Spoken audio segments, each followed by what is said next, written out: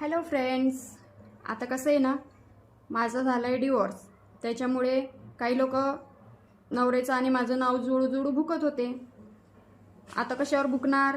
तर आता फक्त माझ्यावर भुकणार. आता यांना काय बिस्किट राहिलेलं नाही, खाणार काय? त्याच्यामुळे हे माझं नाव बदनाम करायला लागले. ऑलरेडी हे बदनाम आहेत, यांना तू कुठेही 5 पैशाची इज्जत नाही.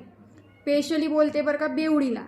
आता बेवडे, तू कुठं कुठं दारू पिऊन पडलीस ते पण मी दाखवते, पुरावे आहेत. हां, आणि त्याच्यानंतर तुझी ती मानसकन्या किती लफडे केले, तुला तिच्याबद्दल जेवढं माहिती नाही ना बाई, तेवढं मला माहिती. सगळं माहिती आहे, सगळा काला चिट्टा आता मी पब्लिकच्या पुढं आणणार. तू किती खोटं बोलते, तिला कशा पद्धतीने विकलं तू, तिचं कशा पद्धतीने खोट्या पद्धतीने लग्न लावलं. अक्षरशः तुझ्या मानसकन्यानी नवरदेवाचं तोंड पण नाही बघितलं, तरी तू मानसकन्याला मंडपात नेऊन बसवलीस. आता तू स्वतःची चुकी लपवण्यासाठी जे माझ्यावर जे फेकतीस ना, त्याचं उत्तर तुला मी बरोबर देणार. आतापर्यंत फक्त आणि फक्त माधुरीताईमुळे शांत होती. माधुरीताई म्हणायचे तू शांत बस, काहीच बोलू नको, काही उत्तर देऊ नको, या बायांना एवढेच काम आहे, भुकू दे. मी इग्नोर करायची. पण तू तर आता हद्दच पार केली बाबा. काय तर म्हणे मी दारू पिते. बरं ठीक आहे, पेत पण असेल तर तुझ्या बापाची पेते का? तू पैसे देते का मला? हां, आणि तू किती दारू पिऊन पडली राहते ती बघ आधी जाऊन, मग दुसऱ्यांना नावं ठेव. किती निर्लज्ज बाई आहेस ग तू. किती घाण घाण लोक तुला कमेंट करता, तरी तुला त्याची लाज नाही वाटत. त्यांच्या मागं तू नाही लागणार.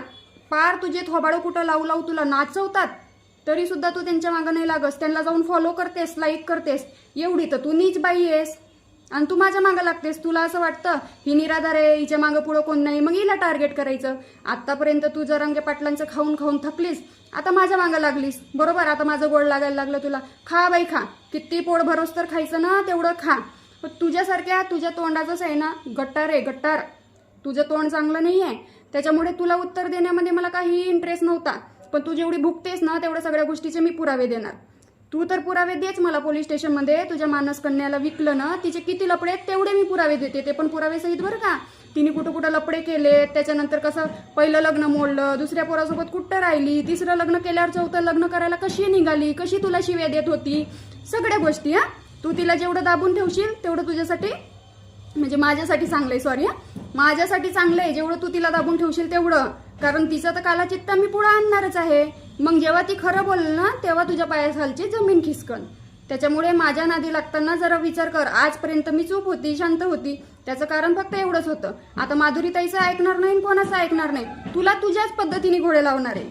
त्यामुळे तू आता तयार राहा. फक्त मला पुरावे दे. एकाच बापाने तुला काढलं असेल ना, सगळ्या गोष्टीचे मला पुरावे दे, नाहीतर मी तुला पुरावे देते. आणि जनतेला तर देणारच. तुझी मानसकन्या कशी आहे ना, मी सांगते. आता थांब जरा, वेट अँड वॉच.